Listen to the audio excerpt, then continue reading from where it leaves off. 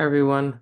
So I've got a video here for us to just go through some of the stuff in this note packet. Um, so here we're talking about um, sinusoidal function context and data modeling. So using sine functions mostly, but like any sine or cosine function to um, model some sort of periodic behavior. So we've got to kind of look at how we're given the information. The first part here talks about from modeling from graphical information. So this, we've kind of already done a lot of this. These two should be pretty easy for you guys at this point. Example one, we've got a sinusoidal function. Um, what is the period? Just ask for the period. So you kind of find a starting point and see how long it takes to get back there. Oh, okay, so it's two. So our period's two. Um, For G in example 2, what are they asking? Which of the following could represent the constant C? Ooh, our phase shift. Okay, so it's like what phase shift would correctly make this a cosine graph? And so I can see if I don't phase shift at all, like here's my midline, so that would be like a negative sine graph. That's no good. If I phase shift plus pi over 4, so that'd be pi over 4 to the left here. Now I'm looking at a negative sine graph. So that's not it.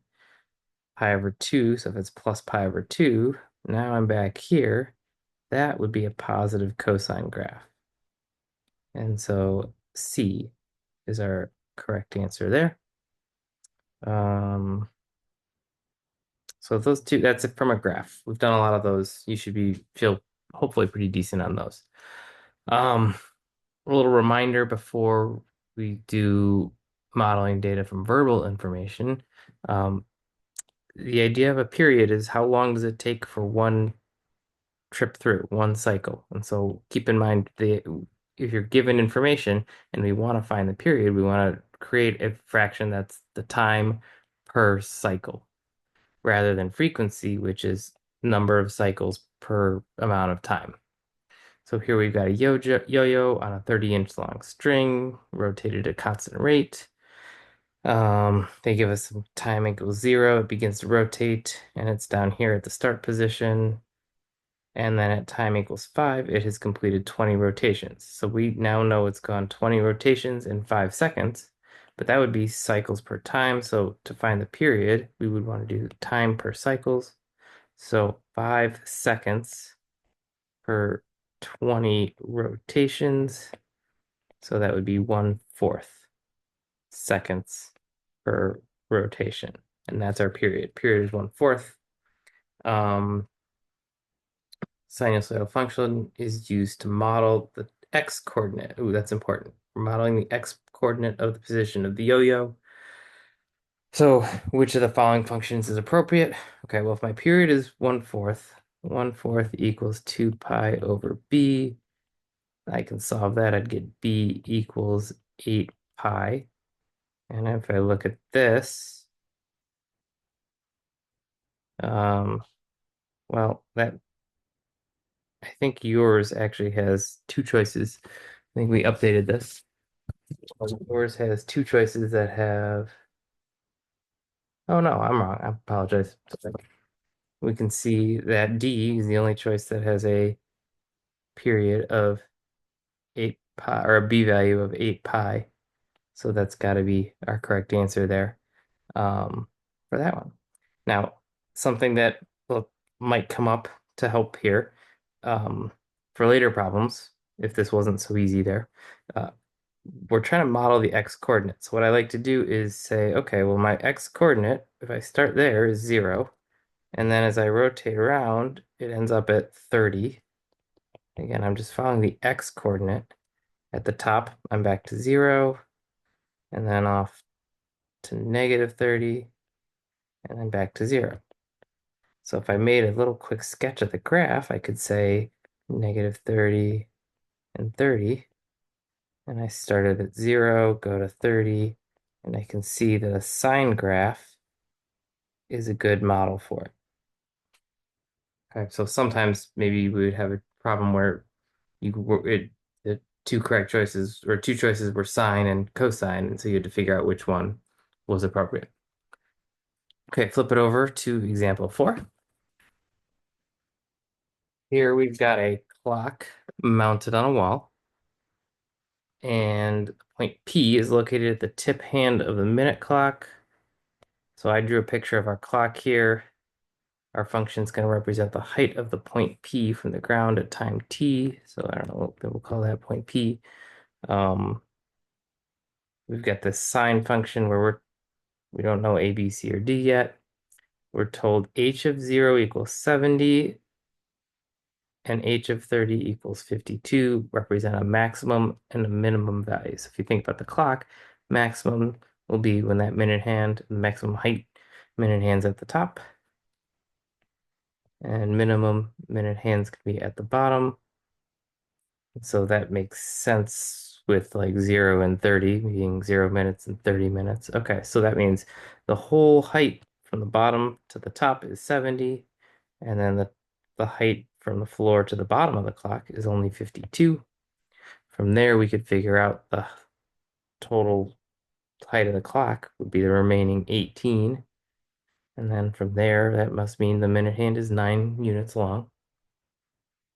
And so let's see, find the values of A and D. Well, what do those represent in our function? That's our amplitude and our vertical shift. So if I were going to make a little sketch of this graph here, I would know that my maximum is 70, my minimum is 52, and then my midway point would be 52 plus 9, so 61. And so I could kind of see here that my midline is 61, so that's got to be the value for D. And the amplitude is 9, the amount of the minute hand, the length of the minute hand. So that's A, is our amplitude. And that's all we needed. But we could have, of course, gone farther and created the rest of the function with the period and everything if we wanted.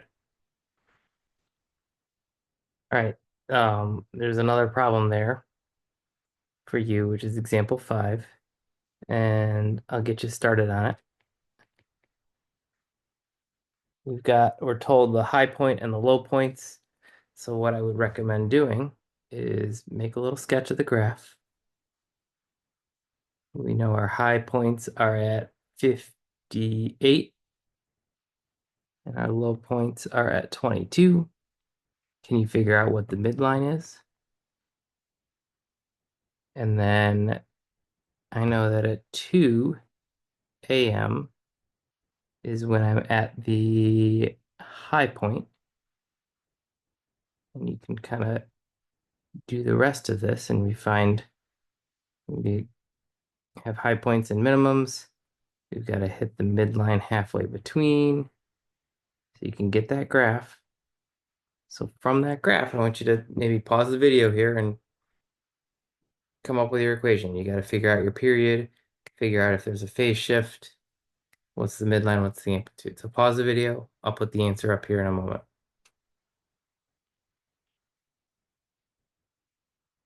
So you should end up with, and there's different ways you can do it, but if you use cosine, you'd have y equals 18 cosine pi over 6 times x, or t minus 2 plus 40. If you used sine, we could start farther over here, which ends up being 11, so t minus 11 for sine. And then for part B, predict the water height at 4 p.m. Again, if you need to, pause the video. But all you're going to do is plug in 4 p.m., which would be if midnight is 0, 4 p.m. would be 16. So y of 16 equals, you plug it in, do all the simplifying, and you should end up with like cosine of 7 pi over 3, which you can get to be 1/2. So it's something you could do without a calculator, and then it all ends up being 49 feet. Okay, so there's several practice problems here. The answer key's posted, so you could, after watching the video, try these practice problems. We're going to skip ahead to the part two notes. These problems here are pretty much just working with figuring out which of the pieces are true, which of the choices are true based on amplitude or the shift or the midline and the period, and kind of making a little sketch and figuring out what those would be. So for 5 and 6, pause the video, try those out. Or actually, for you guys, that's 6 and 7. For 6 and 7, pause the video, try those out. Okay. For 6, at the top of the page, you should have C. We can see our midline is 61 and an amplitude of 25.7 gives us the minimum would be 35.5. So that works for C. And then for 7, um, again, based on our midline of 2.6 and our amplitude of 2.1, it is true that the maximum would be 4.7. For problem 7 here, or 8, okay, this one's actually a calculator problem. And what you're going to do is get a graph page going on your Inspire, or you could do this on Desmos, but make a graph of it, and then you're going to figure out what the period is. So pause the video, and when you come back, when you're ready with the graph. Um, on your calculator, you might use maximums to help find the period. That's what I did. And so when you graph it on your calculator, you should get something that looks like this. And if you find two consecutive maximums that seem to make a full cycle there, we can figure out what the period is by just subtracting those x values. So 3.49 minus 0.35 is 3.140. What do you think the period is? Yeah, it's probably pi. So then, which of the following is the number of complete cycles in the interval 0 to 500? So we get a 500. How many times is it going to go through a cycle in 500? Well, we just divide. 500 divided by pi will give us about 159. So it's B. All right, on the last page here, example 9, I'll let you check the answer key. I think you can try that one out on your own. For the modeling with the data, this is just like we did with our other functions where we plugged in the data on a list and spreadsheet page, use the data and statistics page to create the scatter plot, menu, analyze, regression, and this time we'll do show sinusoidal, which is all the way at the bottom. I think it's choice A. And then you'll get that. But to see the full equation or more easily, go to the calc page, add a calc page, stat.results. We'll show you the A, B, C, and D, and stat.regequin if we needed to do any predicting. So try example 9 here. We've got N is the number of nighttime hours for a given month, or on the first day of a given month. Fill in the table on your calculator, do the regression, pause the video, and we will come back and I'll show you the answers.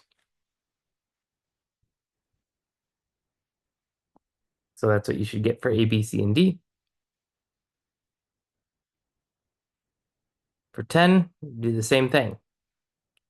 Create a new document or a new problem, plug in that data, pause the video. Once you're ready, we can do stat.regequin and we'll plug in 21 and see what you get. And you should get that equation and 35 approximately, or 35.4. So our answer is B. Okay. For the rest of the class, just try the rest of those problems in this packet, and you've got the homework packet as well. On Friday, I'll be back and we will practice this a little bit, but also dive into more practice with inverse. All right, thanks for watching.